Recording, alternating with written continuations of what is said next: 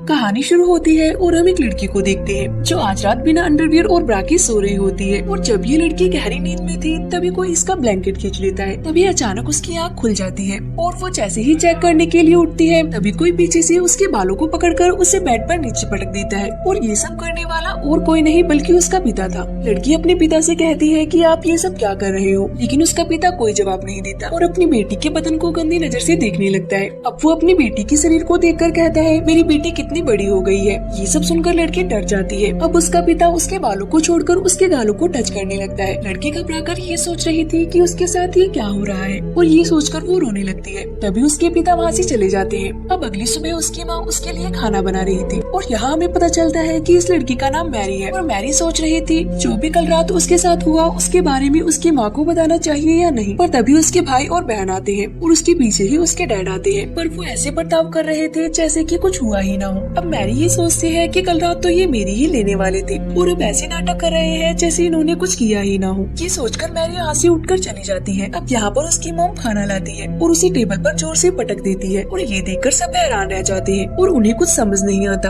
अब उनकी मॉम अजीब तरह से खाना खाने लगती है जैसे कि कई दिनों से भूखी हो। उसे ऐसा खाते देख वो सब डरने लगते हैं। तभी मैरी का छोटा भाई खाना उगल देता है और कहता है खाने में बहुत ज्यादा नमक है। तभी उसकी मॉम उसका खाना झपट लेती है और पागलों की तरह खाने लगती है। आखिरकार इन लोगों के साथ ये सब क्या हो रहा है। दरअसल जब से ये लोग नए घर में शिफ्ट हुए हैं तभी से इनके साथ अजीब चीजें हो रही है। उनके पड़ोसी कभी उनके आंगन में अजीब से स्टैचू लगा देती है तो सुबह कोई उनके सामने मरा हुआ जानवर लटका देता है और पिता हर रात अपनी बेटी के साथ जबरदस्ती कर उसकी लेते हैं। मॉम सुबह सुबह अजीब जानवरों की तरह खाना खाती है और वो अपना खाया हुआ खाना अपने बेटे को भी खाने को देती है, लेकिन बेटा नहीं खाना चाहता। वो अपने डैड की तरफ देखता है। डैड कहते हैं कि अगर तुम नहीं खाना चाहते हो तो मत खाओ। ये सुनकर मॉम डैड को गुस्से भरी निगाहों से देखने लगती है। इसके बाद वो खाने को टेबल पर फेंक देती है और प्लेट्स को भी नीचे फेंक देती है। अब मॉम उन सभी पर चिल्लाने लगती है और अपने बेटे से कहती है जो मैं बनाती हूँ उसे चुपचाप खा लिया करो। वो इतने जोर से चिल्लाती है कि उसका बेटा डर के मारा रोने लगता है। उन्हें समझ में ही नहीं आ रहा था कि ये सब क्या हो रहा है, लेकिन ये तो अभी बस शुरुआत थी। इसके बाद हम देखते हैं कि मैरी नहा रही होती है। तभी कोई उसके पास आकर खड़ा हो जाता है, लेकिन जब वो शीशा साफ कर कर देखती है तो उसकी जुड़वा बहन वहाँ खड़ी होती है जो उसके साथ सिर्फ मजाक कर रही थी। फिर ये दोनों बहनें मैरी के कमरे में चली जाती हैं और यहाँ पर मैरी की बहन उसे बताती है कि कैसे हर रात उसके डैड उसके लेने आते हैं। मैरी को यकीन नहीं हो रहा था कि ये सब उसकी बहन के साथ भी हो रहा है। तभी उनके डैड वहाँ पर आते हैं और उन्होंने इनकी सारी बातें सुन ली थी, इसलिए वो चाकू निकाल कर उन पर हमला करते हैं। तभी मैरी उनको धक्का देकर वहाँ से भागने लगती है, पर उसके डैड उसकी बहन के बालों को पकड़कर उसको उठाकर फेंक देते हैं। पर मैरी सीढ़ियों पर गिरने की वजह से बेहोश हो जाती है। अब उसके डैड स्टोर रूम से एक हथौड़ा लेकर आते हैं और तभी हम देखते हैं मैरी को होश आ चुका था और वो अपनी बहन को ढूंढ रही होती है। और तभी उसे एहसास होता है कि उसके पीछे कोई खड़ा है और जब वो पीछे मुड़कर देखती है तब उसे उसके डैड नजर आते हैं जो हाथ में हथौड़ा लेकर उसकी ओर बढ़ रहे थे। वो उसको कुछ कर पाते तभी मैरी उनके सर पर कुछ मार देती है, लेकिन उससे उन्हें कुछ भी नहीं होता।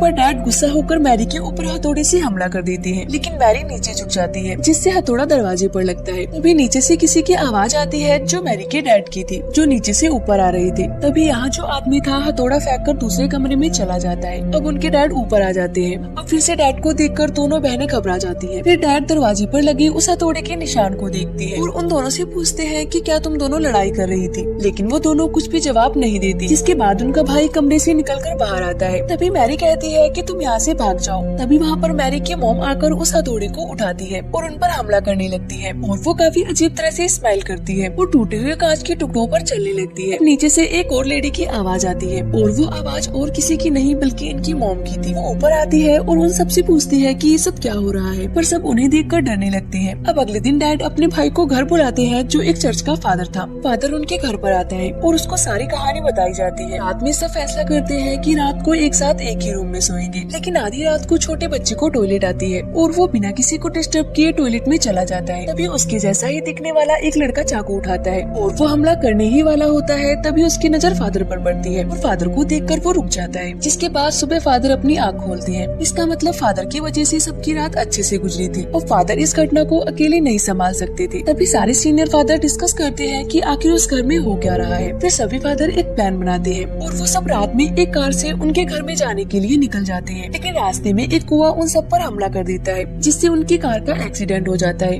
दूसरी तरफ डैड मैरी को एक बेड से बांध देते हैं। तभी फादर जख्मी होकर घर के पास पहुंच जाते हैं और बताते हैं सभी फादर की मौत हो चुकी है। अब जो कुछ भी करना है हमें ही करना है। इस बात के लिए डैड मान जाते हैं क्योंकि अगर कुछ नहीं किया तो वो शैतान सबको मार डालेगा। जिसके बाद फादर मैरी के ऊपर एक क्रॉस रख देते हैं और उस पे लकड़ी से मारने लगते हैं, जिससे मैरी को बहुत दर्द होता है। फिर उसके डैड मैरी के पैर को पकड़ लेते हैं ताकि मैरी ज्यादा ना हिल सके। फादर छड़ी से लगातार उसे मारता ही जाता है, जिस वजह से मैरी बेहोश हो जाती है। तभी हमें उस गाड़ी का सीन दिखाया जाता है जिसका एक्सीडेंट हो गया था। वहाँ पर पुलिस फादर को गाड़ी से बाहर निकालते हैं और हमें पता चलता है कि असली फादर तो यहाँ पर है। तो जो मैरी को मार रहा है वो कौन है? असल में वही असली शैतान होता है। अब मैरी की माँ कहती है कि बस करो, अगर ऐसे ही फादर मैरी को मारते रहे तो उसकी जान चली जाएगी। पर डैड अपनी वाइफ को दीवार पर पटक देते हैं और वो अपनी वाइफ को मरता हुआ देख फादर की ओर देखने लगती है। फिर वो फादर एक अजीब सी स्माइल करके डैड के ऊपर हमला करता है और वो उन्हें चाकू से मारने ही वाला होता है कि तभी वहाँ पर असली फादर आ जाते हैं और एक मंत्र पढ़ने लगते हैं, जिसके बाद वो शैतान वहाँ से गायब हो जाता है। और फादर मैरी के सामने एक शीशा रखते हैं जिससे वो शैतान बाहर आ जाता है। जिसके बाद फादर उस शैतान को अपने अंदर समा लेते हैं और वो मैरी के डैड को कहते हैं कि मुझे मार दो। मैरी के डैड फादर के पेट में उस क्रॉस को घुसा देते हैं, जिससे फादर और वो शैतान दोनों ही खत्म हो जाते हैं। और इसी सीन के साथ मूवी का एंड हो जाता है।